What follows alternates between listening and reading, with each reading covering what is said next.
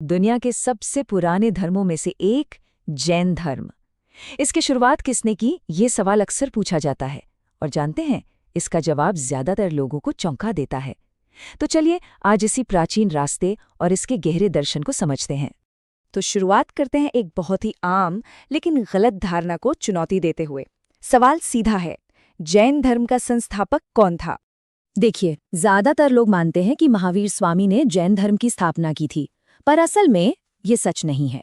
वो एक बहुत पुरानी परंपरा के महान सुधारक थे, संस्थापक नहीं। जैन धर्म के असली संस्थापक तो पहले तीर्थंकर ऋषभदेव थे, और ये धर्म इतना पुराना है कि इसे वैदिक काल से भी पहले का माना जाता है। हाँ, एक बात जो सही है वो ये कि महावीर स्वामी 24वें और अंतिम तीर्थंकर थे। तो इस धर्म की जड़ों को, इसकी गहराई को समझने के लिए हमें सबसे पहले उन 24 महान शिक्षकों को जानना होगा जिन्हें तीर्थंकर कहा जाता है। तो ये तीर्थंकर कौन होते हैं? देखिए, एक तीर्थंकर का मतलब है एक आध्यात्मिक गाइड। ये वो सिद्ध आत्माएं हैं जिन्होंने जन्म और मृत्यु के चक्र को जीत लिया है और फिर दूसरों के लिए भी मोक्ष तक पहुंचने का एक पुल, एक रास्ता बनाते हैं। ये टाइमलाइन जैन धर्म की प्राचीनता का कह सकते हैं एक जबरदस्त नजारा देती है। जरा सोचिए, पहले तीर्थंकर ऋषभदेव और 24वें तीर्थंकर महावीर स्वामी के बीच हजारों सालों का फासला है। और इसी लंबे सफर में लगभग 8वीं शताब्दी ईसा पूर्व में आते हैं 23वें तीर्थंकर पार्श्वनाथ, जिन्होंने अपने 4 महान व्रत दिए थे। तो चलिए अब बात करते हैं महावीर स्वामी की और समझते हैं कि आखिर क्यों उन्हें संस्थापक नहीं बल्कि एक महान सुधारक कहा जाता है। महावीर के आने से करीब 250 साल पहले की बात है। 23वें तीर्थंकर पार्श्वनाथ ने तपस्वी जीवन के लिए 4 सिद्धांत पहले ही स्थापित कर दिए थे।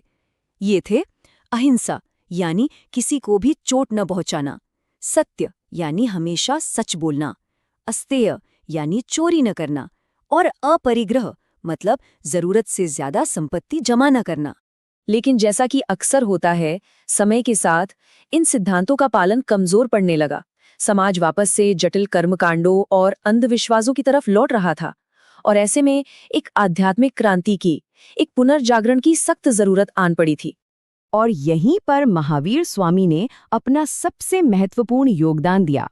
उन्होंने पार्श्वनाथ के दिए हुए 4 व्रतों में 5वां और एक बेहद जरूरी व्रत जोड़ा, और वो था ब्रह्मचर्य। इन 5 को मिलाकर ही बने पंच महाव्रत, जो आज भी जैन धर्म की नैतिक बुनियाद हैं। तो इस ऐतिहासिक समझ के साथ चलिए अब जैन धर्म के उस मूल दर्शन की ओर बढ़ते हैं जिसके लिए ये पूरी दुनिया में पहचाना जाता है। अहिंसा परमो धर्मः। ये सिर्फ एक नारा नहीं है, ये जैन धर्म का सार है, उसका निचोड़ है। इसका मतलब है कि अहिंसा ही सबसे बड़ा, सबसे परम धर्म है। लेकिन अहिंसा का ये सिद्धांत हमारी आम सोच से कहीं ज्यादा गहरा है। ये सिर्फ शाकाहारी होने तक सीमित नहीं है। इसमें तो कीड़े मकोड़ों और यहाँ तक कि आंखों से न दिखने वाले सूक्ष्म जीवों को भी नुकसान पहुंचाने से बचना शामिल है। पता है, यही वजह है कि कई जैन अनुयायी आलू, प्याज और गाजर जैसी जमीन के नीचे उगने वाली सब्जियों से भी परहेज करते हैं। क्यों? क्योंकि उन्हें उखाड़ने से पूरा पौधा तो मरता ही है, साथ में मिट्टी में मौजूद अनगिनत जीव भी नष्ट हो जाते हैं। तो सवाल ये उठता है कि आत्मा को इस जन्म मृत्यु के चक्कर से आजाद कैसे किया जाए। जैन धर्म इसके लिए 3 रत्नों का रास्ता दिखाता है, जिसे त्रिरत्न कहते हैं।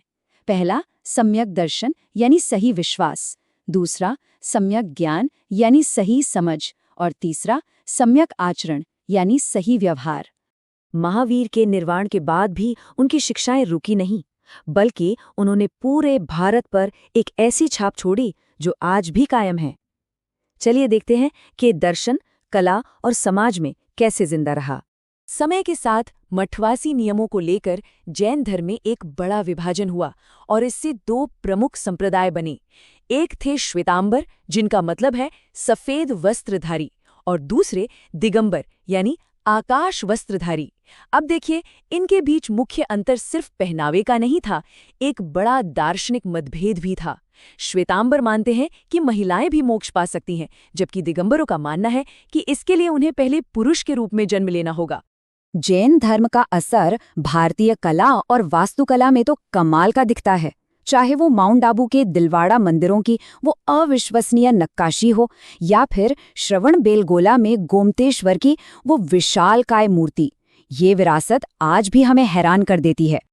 और ये जो अहिंसा का सिद्धांत था ना, ये सिर्फ व्यक्तिगत साधना तक ही सीमित नहीं रहा, ये सामाजिक सुधार की एक बहुत बड़ी ताकत बना। जैन धर्म ने उस समय की जाति व्यवस्था का पुरजोर विरोध किया, सामाजिक बराबरी पर जोर दिया और इतना ही नहीं, महिलाओं के आध्यात्मिक अधिकारों की भी वकालत की। इतने उतार चढ़ाव और लंबे इतिहास के बावजूद जैन धर्म का जो मूल संदेश है वो आज भी उतना ही प्रासंगिक है। तो अगर हम इसका सार निकालें तो जैन धर्म क्या है? ये है आत्मनियंत्रण, आत्मा की शुद्धि और सबसे ऊपर हर एक जीवित प्राणी के प्रति गहरा सम्मान।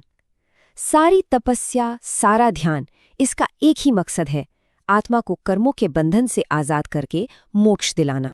और आखिर में ये प्राचीन दर्शन हमें आज के लिए एक बहुत शक्तिशाली सवाल के साथ छोड़ जाता है। सोचिए, आज की दुनिया में जहां लड़ाई झगड़े और पर्यावरण का संकट लगातार बढ़ रहा है, वहां पूर्ण अहिंसा का ये सिद्धांत कितना मायने रखता है।